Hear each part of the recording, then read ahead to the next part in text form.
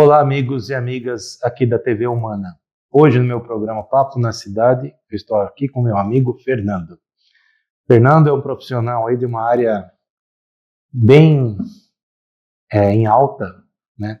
Não só hoje, como já há muitos anos, que é tecnologia, assim como eu. Não é isso, Fernando? É isso aí, Francisco. Bom, primeiro, obrigado pelo convite, é uma honra estar aqui com você, com todos vocês. Realmente é uma área que eu gosto muito, né? Tanto tecnologia quanto as suas derivações, né? Que é um campo muito amplo. Assim, eu comecei na área, acho que como a maioria de nós, muito cedo, né? Autodidata, com 13 anos, não vou nem falar a minha idade, para não dizer que eu tenho mais de 30 anos de experiência nisso. Mas comecei realmente com aquela vontade, né? Aquela vontade, a gente diz que é aquele sangue que corre na veia, né? Pedindo alguma coisa. E quando eu encontrei a tecnologia, realmente foi uma coisa que eu gostei já de imediato. E com a maioria dos perfis, a gente acaba sendo autodidata, né? Então eu comecei a meter as caras e tanto comecei a trabalhar com hardware, depois fui trabalhar com software. Fiquei dos 13 aos 18 escovando o beat no português antigo. E realmente ali eu me encontrei, tive a grande oportunidade de conseguir passar por diversas áreas, né, na área de tecnologia. Como você, passei por hardware, depois fui para infraestrutura, redes, depois fui para segurança, trabalhar com Linux, né, depois embarquei no software, mas aí também trabalhei com mainframe, com, né, software fui para a web e passei por diversas áreas dentro da tecnologia, e com 18 anos assumi meu primeiro cargo de gestão como gerente de CPD. Esse, esse termo não é nem mais usado. O pessoal nem lembra mais o que é isso, Exato. nem sabe o que é mais CPD. Mas o CPD, na verdade, eram os antigos data centers, né, que não eram exatamente os data centers profissionais e monstruosos que tem hoje. Eram data centers menores, mas que eram responsáveis pela infraestrutura, né, por hospedar os softwares e assim por diante, pela parte de antivírus, segurança e tal. E aí, a partir dos 18, embarquei nessa área de gestão, então fiquei aí muitos bons anos depois, desde gerente de CPD, depois fui para gerente de fábrica de software, depois fui para gerente de operações, e aí fui atuando mais como executivo. Logo, assim, uns 8 anos depois, acabei entrando, né, mais nessa área de gestão de projetos e governança. E aí fiquei muito tempo também trabalhando como executivo de projetos e governança. Por um tempo também atuei como advisor e também em consultorias para implementar escritório de projeto tanto em bancos, em grandes empresas, e também fazer o setup, fazer o treinamento dos gerentes de projeto, tal. E aí sim minha carreira foi trilhando nesse caminho. Há 8 anos eu estou na Diebold Nixdorf, né? É uma multinacional americana. Nós temos uma estrutura aqui no Brasil, uma estrutura considerável, em torno de 2.500 pessoas. Muita gente, hein? Estamos praticamente em todo o Brasil, com 36 filiais, Nossa, né? Os principais estados. É uma empresa de praticamente 1 bilhão de faturamento de reais, né, no Brasil. E hoje eu sou responsável pelo PMO corporativo, né, que é o escritório de projetos mais voltado para a estratégia. Né, já faz 8 anos que eu desempenho esse papel. E é isso. E estou aqui hoje para falar com você e de novo reforçar que é um grande prazer. Bom, parabéns aí pela sua trajetória. E é muito interessante quando eu converso com pessoas como você, porque muita gente, hoje em dia, né, principalmente o pessoal mais jovem, acha que tecnologia sempre foi do jeito que é hoje. Isso é o primeiro ponto, e não é verdade. E segundo ponto, eles acham que é alguma coisa fácil, que é só pegar e fazer um negocinho aí pronto, um cursinho rápido e tudo mais. Depende, existem coisas que são fáceis mesmo. Pega e faz um curso, às vezes, de 1 hora dá para você fazer maravilhas aí, principalmente com o arsenal de tecnologia disponível que nós temos hoje, no ano de 2025, que é quando nós estamos gravando esse programa aqui. Mas quando você começou, não era assim. Quando eu comecei, que eu sou um pouco mais antigo que você ainda, também não era assim. Esse ano aqui, especificamente, estão completando 40 anos na área específica de informática. mas eu tenho aí já também antes 5 anos aí na área de manutenção elétrica, tá? Então, quantos anos eu tenho? Hoje, 59. Então, não tenho vergonha nenhuma de falar isso. Diferente de você, não precisa falar a sua idade, mas só que eu quero fazer o paralelo aqui é que, assim como eu, você e muitas outras pessoas que nós temos o prazer de conversar aqui nesse programa, nós vimos a evolução da tecnologia, não só no Brasil, como no mundo. As pessoas também acham isso, porque lá fora tem isso. É verdade, lá fora tem isso, às vezes alguns degraus mais rápido que aqui, porque o investimento também em tecnologia lá fora é muito maior que aqui. Aqui nós dependemos muito de empresas como a sua, que são multinacionais, que vêm aqui, acreditam no Brasil e colocam aqui escritórios aqui para desenvolver projetos. Aí nós temos acesso à tecnologia que tem lá fora. Mas caso contrário, caso não seja dessa forma, então aí demora às vezes um pouquinho mais, mas hoje, comparado de quando eu comecei, que às vezes era uma diferença assim de 3 anos que nós tínhamos de tecnologia lá fora, hoje é questão de semanas aí no máximo para a gente ter alguma coisa aqui disponível e acesso aí de uma forma fácil. Você concorda comigo com relação a isso? Totalmente. Na nossa época era tudo mais difícil, né? Inclusive o aprendizado, né? A gente tinha que ser totalmente autodidata. Não tinha, claro, já tinha internet, mas não tinha esse arcabouço, né, de conhecimento disponível, né, para a gente correr atrás. Então era bem diferente, né? Tanto tecnologia, como você falou, tudo era muito mais lento, muito mais difícil, né? Às vezes chegava a tecnologia, não tinha o know-how, né, para implementar a tecnologia, então a gente tinha que correr atrás, tinha que se virar. Eu acho que nesse ponto era bacana, porque os profissionais, não que os profissionais de hoje não sejam qualificados, são, mas eu digo, para nós era muito mais na raça, eu acho, né? Na nossa época, você tinha que ter realmente vontade de chegar lá, né? Eu lembro que eu passava noites, às vezes, para encontrar uma solução, encontrar uma alternativa, na tentativa e erro, por falta realmente de material, né? Porque eram tecnologias que chegavam, a gente tinha que implementar, né? Principalmente o período que eu trabalhei bastante em bancos, o banco, né, queria ser pioneiro em tudo. Então, assim, pelo amor ou pela dor, você vai ter que fazer funcionar. Exatamente. Então, e alta disponibilidade também, né? Então, a gente não podia deixar nada muito tempo parado. Então, tinha que fazer a coisa funcionar. Mas, realmente, hoje o arcabouço de tecnologia é absurdo, né? Tanto no aspecto de dados, né, quanto no aspecto de tecnológico, no aspecto... Hoje, até a velocidade da internet, né? Os níveis que a gente tem hoje de velocidade tornam muitas coisas viáveis do que antigamente não era, né? Então, realmente, hoje a tecnologia chega muito mais rápido, né? Não existe mais praticamente esse delay entre o mundo, porque o mundo é conectado, né? A tecnologia e a informação está disponível para todo mundo, né? E acho que essas barreiras também de importação de equipamentos, né? Você vê o Brasil, quantas fábricas novas a gente tem de tecnologia, você pega no meio automobilístico, né? Quantas fábricas nós temos hoje. Então, assim, hoje é realmente muito diferente, né, o que a gente tem disponível em relação ao Brasil e ao mundo, né? Acho que isso é um lado positivo. Por outro lado, deixam as coisas, né, com a velocidade que estão, né, que a gente não consegue nem acompanhar. Você vê o exemplo, eu acho que você vai entrar nesse assunto, mas o exemplo do que está acontecendo com a inteligência artificial, né?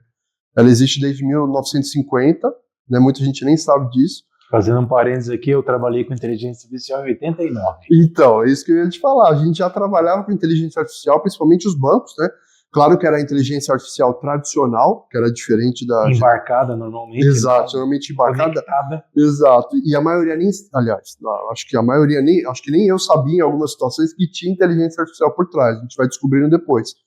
Mas você vê hoje, né, a velocidade que as coisas estão, que a gente não dá conta, né? Eu não mencionei, mas de formação eu sou engenheiro e sou cientista da computação, né? Eu me especializei na área de gestão de projetos, mas também me especializei em inteligência artificial. Então já faz 2 anos que eu trabalho com isso. É uma área também que eu gosto muito, né, que realmente que me brilha os olhos, né? Então, mas é assustador, né? Acho que isso é uma boa analogia, a velocidade que as coisas estão avançando, né? Se até o especialista não dá conta de acompanhar, imagina os demais, né? Eu até, um tempo atrás, eu criei uma métrica pessoal, que não necessariamente ninguém precisa levar ela em consideração, mas é assim. como você está falando e eu também, inteligência artificial, nós que trabalhamos com tecnologia já vimos ela aí muito tempo atrás. Da forma como nós estamos vendo hoje, aí, vamos falar o mais famoso, aí, o ChatGPT, começou isso daí lá no comecinho do ano 2000, lá com o Watson, da IBM. Só que era aquela coisa fechada, dentro de um supercomputador deles lá, eles ficavam lá ensinando lá a inteligência artificial, né? Mas, o que acontece? Em 89, eu trabalhei com uma que era um software. Você instalava num supercomputador naquela época, que era um 386, para fazer projeto de placas de circuito impresso. Olha. O que era o grande lance daquela ferramenta lá? Colocava lá uma série de parâmetros lá, como você queria que a placa fosse desenhada, as conexões lá de um pino no outro lá dos componentes, né? Aí você pegava e falava, apertava um botão, faça agora. Ela ficava lá desenhando, lá quebrando a cabeça para fazer lá a placa sozinha lá. Então isso era um primeiro ensaio, né? Agora o que acontece da métrica que eu ia falar? A métrica é a seguinte: elas se popularizaram para valer aí, vamos dizer, comercialmente, do público em geral, final de 2022 para cá. Correto? Sim. E o que aconteceu aí? Eu comecei a olhar aí a evolução, desde lá de mais ou menos novembro, que foi por ali que foi lançado o primeiro aí, até hoje, eu peguei e comecei a comparar com uma criança. Eu falei assim, olha, agora, vamos falar assim, o D1 aqui, que foi liberado no mercado, é um bebê engatinhando. Porque era mesmo, você chegava, por exemplo, lá no Mid Journey, lá na época, falava assim, vou dar um exemplo clássico que circulou aí na época. Faça um salmão se preparando para Piracema na correnteza do rio. Daí a IA lá desenhou um pedaço de salmão, uma fatia.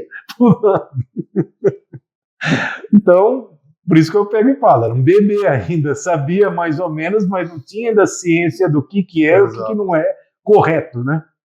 Hoje não, hoje você pega aí, fala para fazer uma imagem como essa, fica um negócio aí melhor até que uma foto que você tira lá ao vivo, né? Então, a minha analogia hoje é um jovem de 17 anos. Você vê, em 2 anos, cresceu rápido. Foi de 1 para 17. Isso. Mas então, eu acho que é uma boa analogia mesmo. Aí eu fico pensando, e quando for alguém com a minha idade, 59? Que vai ser muito rápido, porque é exponencial o negócio. É exponencial. Porque, por exemplo, o próprio ChatGPT, eu não lembro exatamente quantos parâmetros que eles estão querendo lançar aí na versão 5 aí, que está sendo sonhada aí, mas na atual é que a 4 são bilhões de parâmetros. E na 5 estão falando de trilhões de parâmetros. Então, eu não consigo nem imaginar o que esse treco vai fazer, porque hoje já é tanta coisa, porque às vezes a pessoa que está vendo aí, que ainda não conhece muito bem, ou não tem a profundidade técnica que nós temos, e não estamos falando que nós somos metidos a nada, mas que nós somos os bonzões, né? Nós entendemos um pouco mais do ponto de vista técnico, né? Nós conseguimos explorar a ferramenta ao limite dela. Agora as pessoas, aí a gente pede, simplesmente, faça um textinho, tá bom, mas a gente não pede um texto, a gente pode pedir um código-fonte inteiro. Exato. A gente pode chegar na tua área aí de projetos, eu não sou muito, não tenho uma formação muito sólida em projetos, mas quem é o papa de projetos? Eu gosto muito do Ricardo Vargas. Eu acho que o Ricardo Vargas, desde o meu início, ele sempre foi um cara que eu admirei porque é um cara que ama o que faz. É brasileiro? É brasileiro. Ama o que faz. É assim, e desde o começo, porque na área de gestão de projetos tem o PMI, né? Que é o Instituto de Gestão de Projetos. E lá tem o PMBOK, né? Que é uma metodologia, né, de gestão de projetos, mas considerada como melhores práticas de gestão. Então é um guia que você vai seguir, né? E tem o PMP. Sopa de letrinha, né? Mas o PMP é o certificado que você ganha quando você faz a prova lá para se candidatar à certificação. E ele é um cara, e eram provas muito difíceis. Não é fácil, né, você ter o certificado. E desde o começo, o Ricardo Vargas é o cara que usou a internet para popularizar a gestão de projetos e para desmistificar todas essas dificuldades no aprendizado. Então era um cara também que tinha esse cunho social, no aspecto de ajudar todos os gerentes de projeto a obter o certificado, a aplicar as técnicas de gestão de projeto, que às vezes parecem complexas, né? Por exemplo, medição de risco, é muito, né, é complexo ali, você querer analisar o risco e tal. Então, assim, ele sempre foi o cara que claro que tem vários artigos, livros do tema, mas é o cara que consegue trazer uma linguagem complexa para uma linguagem mais popular, didática, né? Então, o Ricardo Vargas, respondendo a sua pergunta, o Ricardo Vargas é um cara que eu acompanho até hoje. A gente tem até, somos colegas, porque a gente troca figurinha, mas é um cara que eu admiro bastante, acho que consegue ter essa tradução, sabe, uma linguagem mais popular. E é interessante porque o Ricardo Vargas, ele tem, hoje inclusive pra você ver como as coisas são, né, a evolução das coisas, né, você comentou de inteligência artificial, mas voltando um pouquinho, a gente estava falando de 1950, né, quando começou, e estava embarcado e tudo mais.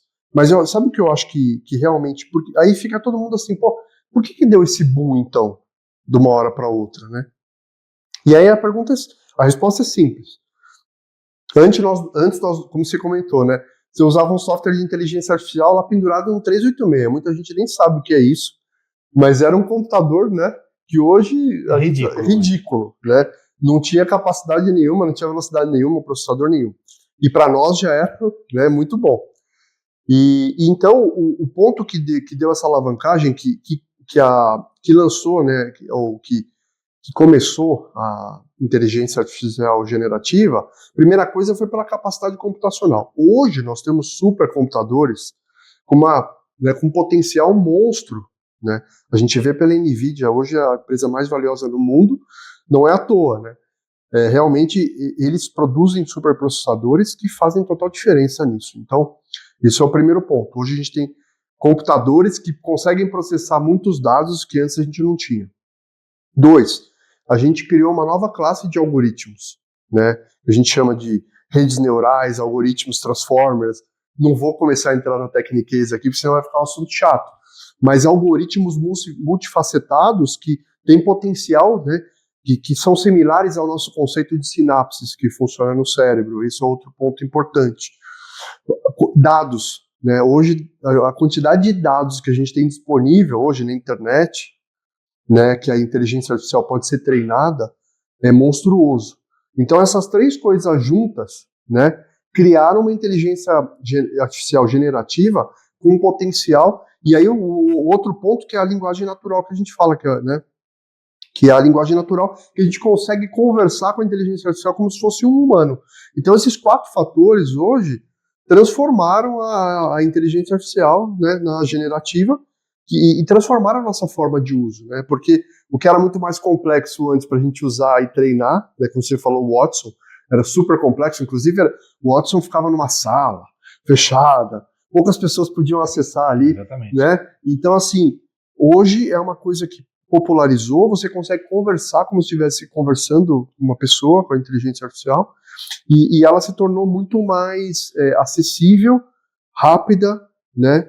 E com a quantidade de dados que a gente tem disponível, a assertividade da resposta dela tem sido cada vez melhor. Por quê? Porque ela está sendo treinada cada vez mais, como você comentou.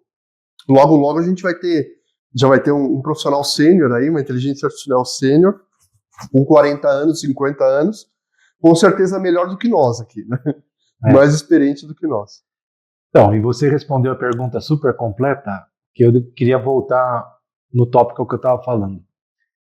Que quando você explora essas ferramentas aí de inteligência artificial no limite delas, ou talvez quase no limite, se alguém chegar lá agora e falar, elabore para mim um projeto aqui de tal coisa, ele vai fazer lá, um roteirinho, pelo menos o esqueleto lá do que você tem que fazer, correto? O que eu estou querendo dizer é que se você tiver o conhecimento mais aprofundado, você pega e pede para ela de uma forma mais aprofundada. Então, por exemplo, elabore um projeto segundo a cabeça do Ricardo. Aquele Ricardo que você acabou de falar. Ricardo Vargas. Isso, o Ricardo Vargas. Então, o que ele vai pegar e fazer? Ele vai remodelar aquele projeto lá de acordo agora com o que o Ricardo Vargas recomenda. Que com certeza, por ser uma pessoa aí com essa relevância que você falou, já deve ter informação dele no chat GPT. Tem. Inclusive, ele tem o Piemoto. Que é um chat GPT de gestão de projetos. Pois aí, ó. Com toda a experiência que ele tem de 40 anos de gestão de projetos. Não treinado. sabia e já Tá fez. vendo? Bingo. Pra você ver, Francisco. E é exatamente isso. Mas o que eu estou querendo passar aqui é uma mensagem para quem nos ouve e vê. No seguinte sentido, que a inteligência artificial veio para ficar, isso não tem, é uma mudança de paradigma. Vão ter milhares de profissões aí que vão deixar de existir, não adianta, quem fala o contrário disso está mentindo, vai ser isso mesmo. Mas vai sobrar o quê? E emprego para quem tem conhecimento, para quem sabe usar o potencial todo dessas ferramentas. E para você usar o potencial todo dessa ferramenta, você tem que ter conhecimento. Então, eu tenho um filho aí que até o ano retrasado, ele estava no colégio ainda, já está na faculdade. E tinha uns amigos lá da escola lá que falaram assim, não, porque eu vou pegar o ChatGPT, vou fazer e-book e vou ganhar dinheiro. Vai funcionar? Não, não vai funcionar. Por que não vai funcionar? Porque vai chegar lá para o ChatGPT e falar assim, faça um e-book para mim de uma história de uma fada que voa numa asa delta. Tá bom, ele vai inventar lá, mas vai ficar um negócio chato pra caramba, superficial, e outra, ele não vai escrever inteiro, ele vai escrever um pedaço lá e falar, se vira agora. Agora, se você tem o conhecimento de ser um escritor, de ser alguém que conhece do assunto que você está querendo escrever um livro, aí vai ser uma mão na roda que não tenha dúvida. No nosso grupo aqui da TV Humana, nós temos muitos escritores. E um deles aí é um escritor bem power, vamos falar assim. E ele tinha restrições aí com IA. Ele falava, não, porque o negócio é a gente escrever e tal, isso aí não serve, não é pra mim, não sei o que, tal. Aí um dia eu fiz um workshop pro nosso pessoal da TV Humana aqui. Cara, eu fiquei feliz pra caramba, porque ele realmente entendeu a partir daí para que serve isso, como usar corretamente e tá usando para tudo hoje em dia. Porque o que nós estamos querendo dizer com isso, né, Ricardo?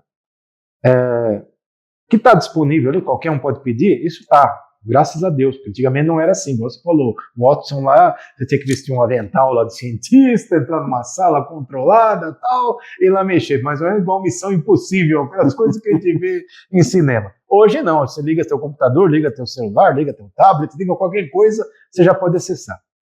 Mas você vai ter que saber como pedir. Então você vai chegar lá e falar, por exemplo, vamos falar em termos de livros, até pegar esse exemplo aí que estava sendo falado agora há pouco.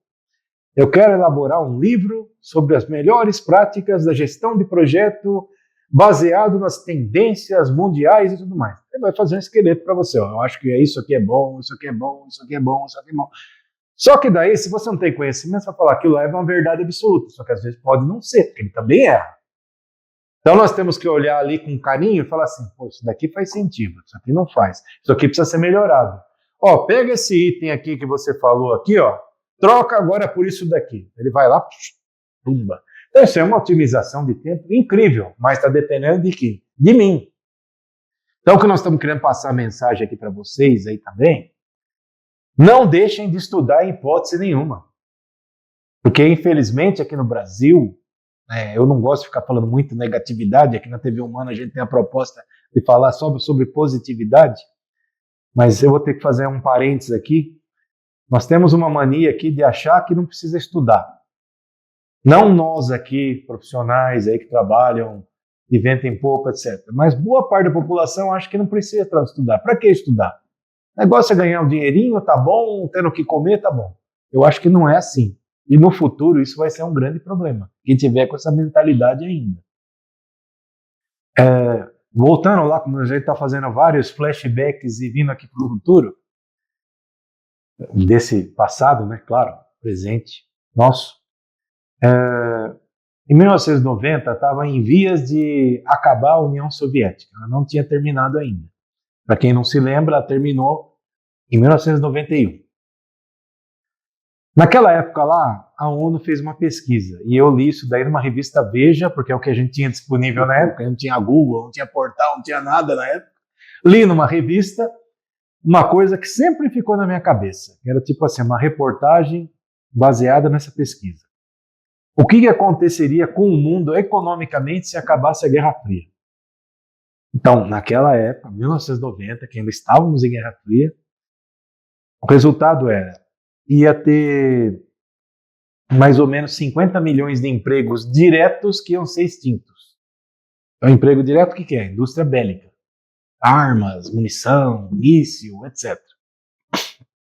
Indiretamente, 750 milhões de desempregados. E aí, o que aconteceu? A União Soviética acabou. Teve esse mundaréu de gente desempregada? Teve. Só que nós percebemos isso? Não. Porque o mundo se adequou e conseguiu absorver boa parte dessa força de trabalho aí em outras atividades. Ah, mas Francisco, você está falando besteira, porque a Guerra Fria acabou, mas continua tendo guerra. Mas é o que eu estou dizendo, mas não naquela velocidade que tinha. Sim. O pessoal de hoje em dia, que é adulto hoje, era criança ou nem nascido na época, não tem noção do que nós estamos falando. Estamos falando de um mundo que tinha conflito em tudo quanto é canto. Os anos 70 e anos 90 tinha guerra aí, sei lá, 40%, 50% do planeta estava tendo Era guerra. a forma de se resolver as coisas com guerra. Exatamente. Daí tinha dois blocos que apoiavam, ou era os Estados Unidos ou era a União Soviética, que apoiavam lá, e daí o cara tinha que ficar comprando arma um do outro lá, tal, e era aquela loucura. Isso daí que diminuiu. Tanto é que hoje em dia nós estamos tendo aí dois conflitos grandes no mundo, aí, um é a Ucrânia e o outro é lá em Israel, que são toda hora bombardeados para nós na televisão e tal, porque é uma coisa até que anormal ter um conflito desse porte hoje em dia. Mas naquela época não, naquela época nós tínhamos N conflitos acontecendo. Simultaneamente. Simultaneamente. Então o que eu estou querendo dizer aqui é o seguinte, só fazendo analogia. Naquela época lá, o mundo conseguiu absorver essa força de trabalho. Mas hoje eu já não tenho certeza. Tanto que o próprio aí hoje, homem de ferro aí da vida real, aí o Elon Musk, já falou em algum momento que ele vê aí que talvez em algum momento os governos vão ter que criar uma renda mínima mundial porque não vai ter emprego para todo mundo. E isso é uma realidade. Agora, como que você faz para não estar nessa realidade aí de não ter emprego? Só veja um jeito, estudando. Profissões aí que desapareceram aí nos últimos, vamos falar, 30 anos. Não, 30. Vou colocar um pouco mais, 40 anos. Assessorista de elevador, você chegou a pegar isso quando você começou a trabalhar? Peguei no final. Não, assessorista de elevador, operador de telex, que daí que eu coloquei 40 anos para ir lá nos anos 80. Operador de telex, operador de fax, office boy, e assim vai. Ah, mas o que é um office boy? Nem sei o que é isso. Era o garoto que pegava um e-mail, que era um papel, e levava para outra pessoa. Você chegou a pegar isso em alguma empresa? Tinha bastante. O office boy? Então, o que nós estamos Principalmente dizendo? nos bancos. Nós estamos dizendo é que hoje nós estamos com um grande desafio aí no mundo, que é assim, é uma porrada de funções aí que vão deixar de existir. E funções aí até, vamos dizer assim, de um nível maior. E da forma que nós estamos vendo aí, graças a Deus aí ainda é um adolescente de 17 anos, daqui a pouco ela vai ser um adulto. Um adulto com 30, ela já pode substituir, por exemplo, um gerente de uma empresa. Você pode chegar lá numa interface e falar assim, ó, eu preciso de um gerente de marketing. É um exemplo bem pontual aí. O gerente de marketing hoje, todos nós aqui que trabalhamos aqui no mundo corporativo sabe que ele tem uma importância tremenda dentro de uma empresa. Ele está olhando tanto como falar com as pessoas de fora da empresa, como falar internamente, como se posicionar no mercado. Então, são uma série de métricas, né, como você até falou dos dados, que ele está tendo que manipular também. Mas daqui a pouco nós podemos ter aqui uma máquina que faz todo esse trabalho instantaneamente e muito mais profundo do que hoje uma pessoa faz. Uma pessoa, hoje, se vai analisar alguma coisa no mercado, vai imaginar, vou lançar um novo álcool em gel para as mãos. O que ele vai fazer? Vai fazer uma pesquisa aí baseado onde que compra mais, onde compra menos, esse tipo de coisa. Só que a IA vai poder fazer o seguinte, ó, eu vou analisar para você os últimos 50 anos do mundo e vou te dar aqui o produto perfeito. Vai fazer muito mais completo, menos tempo e com, né, e mais assertividade, menos erro. Então, e aí se nós imaginarmos só nessa função desaparecendo, só uma, qual vai ser o impacto disso no planeta? O impacto é monstruoso. Você vê dessa forma também? Eu gostei da analogia que você fez, exatamente isso. Inclusive, eu estava vendo algumas pesquisas, né, de institutos renomados aí, e eles estimam que nos próximos anos a gente vai ter realmente o impacto de 80 milhões de posições de trabalho que vão ser eliminadas. Em contrapartida, como você falou, vão se criar 70 milhões de novas posições. Que precisa ter cultura, Exato. técnica, muito estudo e estudo constante. Exatamente. Então, assim, o gap não é tão grande, né? A defasagem de 80, claro, é um impacto de 10 milhões, mas assim, do que estão pintando, o cenário de que vai acabar o emprego, de que vai... eu acho que não é bem assim, mas é exatamente o que você falou. A gente vai ter que se reorganizar para uma nova realidade, né, onde vão se criar novas necessidades, novas funções, novos skills, novas habilidades que vão ser necessárias, e isso exige que as pessoas se reciclem, corram atrás do conhecimento, e hoje em dia, daqui a pouco a inteligência artificial vai estar tão popular que nos requisitos da vaga vai estar lá, como tinha antigamente no Excel, inglês básico, ou Excel, Word, PowerPoint, vai ter hoje inteligência artificial. Você vai ter que conhecer, claro que às vezes específicos para alguns nichos, né, alguns mercados específicos, mas com certeza vai ser um skill necessário para qualquer atividade que você desempenhe, né?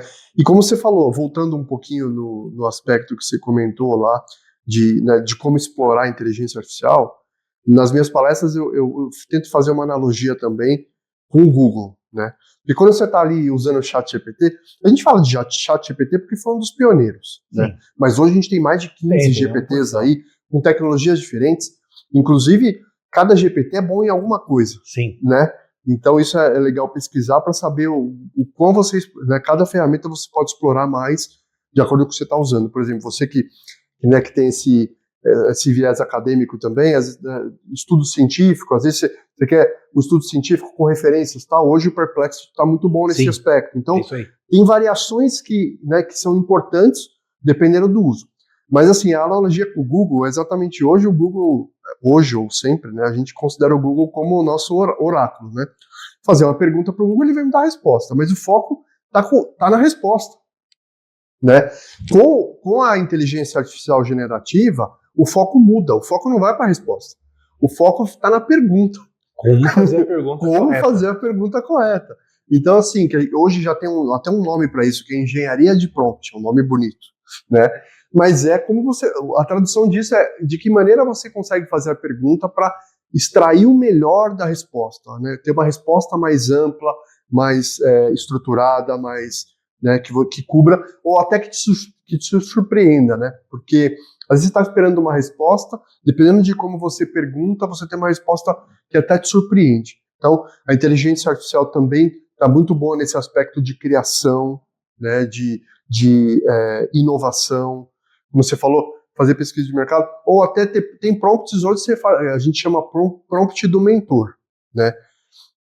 Então hoje você pode falar assim, eu quero abrir um negócio, ou quero lançar uma campanha de marketing, me ajude a estruturar a campanha de marketing e tal, e agora você é meu mentor, quero que você atue como Elon Musk, né, trazendo todas as habilidades dele, me atue como mentor, como conselheiro.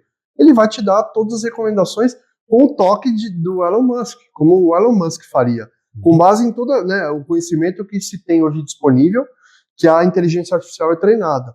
Então, claro que assim, tem coisas que são exageradas, né? Por exemplo, tem empresas que estão destituindo o conselho e colocando inteligência artificial para, né? Eu acho que vai chegar no ponto desse, mas eu acho que é drástico prematuro, exato. Mas assim, mas o ponto é exatamente isso, é você trazer o conselheiro que você quer que esteja ali, ele tem a informação de toda a empresa, tem os dados de balanço, tem dados de mercado, tem tudo, e você pode atuar, né, pedir para a inteligência artificial atuar como conselheiro da sua empresa. Né? Inclusive tem palestras do Ricardo Amorim que ele coloca, que ele tem, hoje um dos conselheiros dele é a inteligência artificial. Ele colocou lá, uma das cadeiras é a inteligência artificial atuando. E é realmente, claro que a gente está falando às vezes, não é destituir o conselho, acabar com o conselho da empresa, né? Mas você tem uma cadeira dando espaço para a inteligência artificial que vai trazer coisas ali que os conselheiros não estão vendo. Porque ela é muito boa em analisar padrões. Então, né, com base no conhecimento que ela tem, como você falou, às vezes, de 50 anos que ela tem, muito diferente, às vezes, dos conselheiros aqui que tem um nicho de mercado específico, né, que tem uma visão de 20 anos, e que não tem uma visão de todo o mercado, de todas as empresas. A inteligência artificial consegue ver. Então, isso pode agregar muito valor. E em diversas aplicações. Eu tenho aplicações tanto no âmbito profissional, que eu uso ela no dia a dia, na gestão de projetos também, na governança, no dia a dia até para as reuniões, e no âmbito pessoal também. Com certeza é uma ferramenta que se aplica a qualquer campo, né, em qualquer meio, e para qualquer tipo de uso mesmo. Às vezes você tem, por exemplo, eu tenho um caso que eu gosto de contar que foi recente, de um amigo meu que ele não estava passando muito bem, e não estava legal mesmo, e estava estranho, assim, não estava com sintomas, e aí começou a ficar um pouco grave, ele foi no hospital, foi no pronto-socorro, medicaram ele, voltou para casa e tal, e aí continuou e começou a se agravar a situação. E aí ele fez os exames, fez a bateria, acabou sendo internado no hospital. E aí eu fui visitá-lo e conversei com ele. Ele estava aparentemente bem, mas os exames estavam todos alterados. E aí eu falei, poxa, mas o fulano, como que tá? Me dá o parecer da situação. Não, então, poxa, eu fiz os exames, os médicos não sabem o que eu tenho, estão suspeitando de hepatite, estão suspeitando de um monte de coisa, tá tudo alterado, mas estão há 2, 3 dias aqui, me virando do avesso e não sabe. Falei, vamos fazer uma coisa, me dá todos os seus exames que você fez e conta para mim todos os sintomas que você teve até agora. Já estou imaginando o que aconteceu aí. Exato. E aí o que eu fiz? Eu treinei um agente que tem os agentes inteligentes, né? Como um especialista em oncologia ou gastro, né?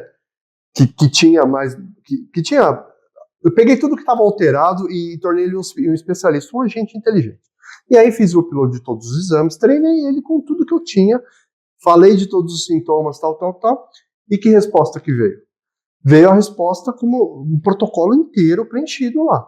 Ele tinha cálculo na vesícula, nenhum médico tinha apontado isso, então tinham desconfiado de hepatite, tinham desconfiado de outras coisas, e pancreatite, um monte de coisa, menos cálculo na vesícula. Falou que já tinha ido para o canal, que era uma cirurgia de emergência, já deu os métodos cirúrgicos recomendados. Caramba. Que tinha que usar. Deu todo o protocolo e assim, uma coisa completa, varreu, trouxe todos os insights dos exames alterados, explicou por quê. Ó, isso tá por conta disso, isso causa isso, é um efeito cascata aqui, ali. Isso demorou umas 3 horas, nossa, mais ou menos, para processar, não é? Exatamente, foram minutos que eu fiz tudo isso. E aí, foi uma coisa assim, ele ficou em choque na hora, e aí ele chamou os médicos, ele esperou os médicos. Aí o médico ia passar lá e esperou o médico falar. Aí o médico falou assim, então, os exames não foram conclusivos, pelo que a gente viu, o seu caso não é de emergência, a gente vai te medicar, te dar alta, e se você piorar, você volta que a gente reavalia o quadro. Aí o que ele fez? Ele pegou o laudo da inteligência artificial e falou, olha, eu tenho um amigo meu que é especialista em inteligência artificial e ele deu esse laudo aqui, ó. Se vocês não tomaram as devidas providências, porque eu tenho que ter uma cirurgia de emergência, porque isso pode virar uma pancreatite, pode até morrer a pessoa. Eu vou entrar com uma junta médica no hospital, vou fazer a denúncia. Aí a médica ficou branca na hora, não esperava, né? Aí levou fez a junta médica no hospital. Aí chegaram à conclusão que chegaram aquilo e marcaram a cirurgia para o mesmo dia. Caramba. Então, assim, óbvio, deixa eu me retratar aqui. Não estou dizendo que vamos substituir os médicos, não estou dizendo de nada forma disso. nenhuma. É uma situação... O que você está passando aí, que eu estou conseguindo enxergar, é que o médico tem que se adequar a essa tecnologia. Exato. Você vê que... facilita a vida dele. Ele vai pegar assim, está inconclusivo. Então tá bom, está inconclusivo, deixa eu ver uma Deixa eu pedir ajuda, deixa eu usar as ferramentas que eu tenho. Se ele tivesse feito isso, se ele tivesse conhecimento disso, ele teria um resultado mais adequado para essa situação, né? Você vê. Então, isso daí é uma coisa que você está falando que eu vejo aí que é um grande desafio hoje para todas as profissões. É como se adequar a esse monstro entre aspas, né, chamado inteligência artificial. Porque isso acontece com médico, acontece com advogado, acontece com tudo. Nós temos aqui uma empresa aqui que eu estou ligado a ela, não vou citar o nome aqui por questões aí que não é objetivo aqui nesse programa, nós temos acesso a 600 milhões de processos jurídicos do Brasil, que são dados públicos. As pessoas não sabem, mas processo jurídico é um dado público, a menos que o juiz decrete lá que tem sigilo de justiça. Aí o documento ele pode ser só parcialmente público ou totalmente privado, né? E nós temos acesso aí aos 600 milhões públicos. Você imagine nós acoplando isso daí, que nós estamos fazendo esse trabalho, é uma IA, quanto que isso pode facilitar a vida de um advogado. O advogado diz, vou escrever aqui uma defesa. Isso é o modelo antigo. Modelo novo aqui. Meu amigo, eu estou com esse problema aqui, ó. Consulta aí nesses 600 milhões de processos uma defesa parecida para esse caso aqui. Você vai trazer lá já praticamente igual você falou. Pronta. Só que depende dele aqui agora, que é o que o médico fez aí no caso do seu amigo, dele agora pegar e falar, isso serve para mim. Ou então, ajuste esse pedaço aqui, ó, vê aí outro lugar aí que alguma coisa aqui. E agora me fala uma coisa, com essa defesa aqui, quantos processos desses 600 milhões aí ganharam? Então ele vai poder também já fazer essa análise, dar o resultado na hora. Exato. Já dá uma análise estatística para ele falar, ó, desse daí escrevendo essa defesa, 90% ganhou a causa, os 10% foi por esse motivo, esse. Coisa que ninguém tinha acesso a isso há anos atrás. Se o cara fosse fazer isso aí, era um escritório grande, que tinha que ficar pesquisando lá, coitado, lendo pra lá, lendo pra cá e tal. Hoje não, hoje é instantâneo. Eu brinquei quando eu falei 2 horas aí e tal, que levou minutos. Foi o tempo necessário para você preparar o agente, depois subir a informação, é praticamente instantâneo. Exato. E a gente que tem mais prática consegue sair direto aos pontos que interessam, né? Mas você comentou esse negócio do advogado, é impressionante. É outra área também que a aplicação é muito ampla. É infinita. Você vê na Europa, os juízes, eles estão, na Europa eles estão mais agressivos, mais velozes nisso, né? Eles estão colocando a inteligência artificial para os juízes utilizarem. Só que o que aconteceu lá? Os juízes se acomodaram tanto com as coisas que deixou a IA fazer todas as decisões e os pareceres, sem conferir. E aí saíram algumas aberrações monstruosas, assim, de prender pessoas que não deveriam ser presas. Mas, assim, até qualquer leigo, se fosse ler a sentença, ia ver que era uma coisa... Por causa daquilo que eu te falei, nós estamos ainda com um adolescente de 17 anos, não tem um adulto. Mas é exatamente isso. Se ela também não dá os inputs corretos, não dá aquela equilibrada, a gente dá... Depende de quem está aqui, ó. É o que você falou. Depende de quem está ali, que vai atuar como uma ferramenta de trabalho, né? Não vai substituir. Por isso que eu acredito muito que, claro, algumas funções, não vamos fugir, mas algumas funções vão ser substituídas. Mas elas vão evoluir para outras funções, né?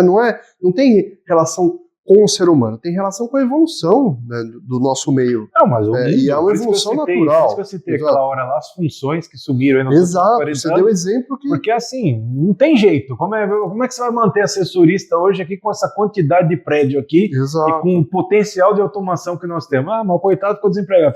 Mas ele tem que procurar outra coisa. Exato, e quantas novas funções não foram criadas? Né? Sim. Então, assim, realmente é uma evolução natural das coisas. Claro que quando a gente fala de inteligência artificial, a gente está tendo uma evolução muito rápida, isso realmente é assustador. E dá menos tempo da gente se reciclar e se preparar, por isso que fica essa atenção para o público de correr atrás do conhecimento. E também quebrar esse paradigma de que, poxa, a inteligência artificial é muito complexa, né, não é para mim, eu já passei da idade, ou não tenho conhecimento, não tenho base tecnológica para aprender. Tudo isso é paradigma, Francisco. Eu falo que eu sou muito ativo, eu comentei com você no LinkedIn, e eu posto muitos cursos gratuitos, de instituições renomadas, inclusive, que estão dando oportunidade. Quem quiser, inclusive, acessar meu LinkedIn é Fernando Schmidt. Eu vou colocar depois dos créditos. E é legal porque tem muita informação para todo mundo realmente correr atrás. Então, o conhecimento, mais do que nunca, ele está disponível, e a inteligência artificial, inclusive, pode te ajudar a aprender. Tem prompts específicos para você. Por exemplo, tem um prompt que eu gosto muito de dizer, que é assim... me ensine de tal assunto como se eu fosse, de forma didática, como se se fosse uma criança de 10 anos. Ele vai te colocar lá, me traga analogias simples, que me ajude a entender. Então, assim, dependendo da forma que você estrutura o prompt, a inteligência artificial pode te ajudar a aprender, né? Pegando esse gancho que você está falando, que muitas pessoas talvez não saibam disso, ele tem OCR também. Exato.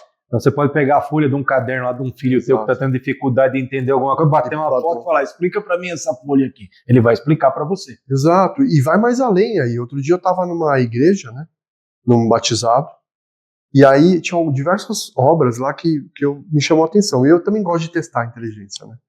E aí eu tirei foto de uma obra e pedi para ele me fazer a descrição. É impressionante a descrição. Ele fez a descrição, fez analogia com a Bíblia, contou toda a história, disse exatamente tudo que estava envolvido, os personagens estavam ali. Quer dizer, coisas hoje que são acessíveis, que você iria para uma igreja, para quem que você ia perguntar o que é aquela obra? Você ia ter que parar o padre para perguntar? Muita gente não ia saber no próprio local. Ia saber, isso é o quadro de tal coisa, mas não essa profundidade. Exato. E hoje você tem acesso a... Por exemplo, hoje tem uma ferramenta que é engraçada, que eu vou ficar aqui horas falando de inteligência artificial, mas uma coisa vai levando a outra. Mas, por exemplo, tem uma ferramenta que é Call to Jesus. Fale com Jesus. E lá você pode conversar com Jesus mesmo. Ele é treinado com todas as obras que existem hoje de Jesus, inclusive com a Bíblia. E lá é legal, claro que é assim, não estou aqui dizendo que você vai falar com Jesus literalmente, né? Mas é uma forma figurativa. Mas qual que é a ideia da ferramenta? É você realmente ouvir palavras de conforto, às vezes numa situação que você não está legal, ou, né, que você precise de alguma orientação. É americana ou é brasileira?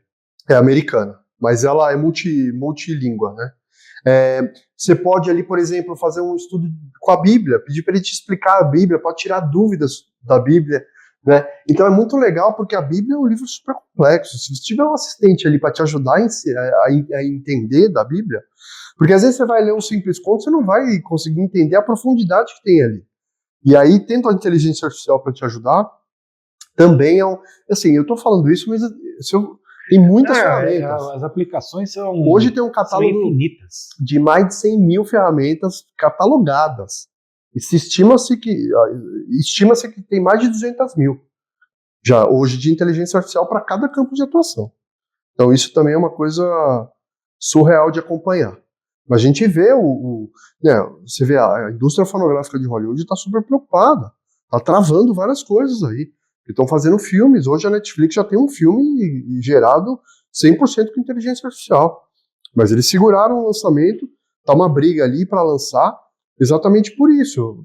Porque, né, como que fica a indústria fonográfica, né?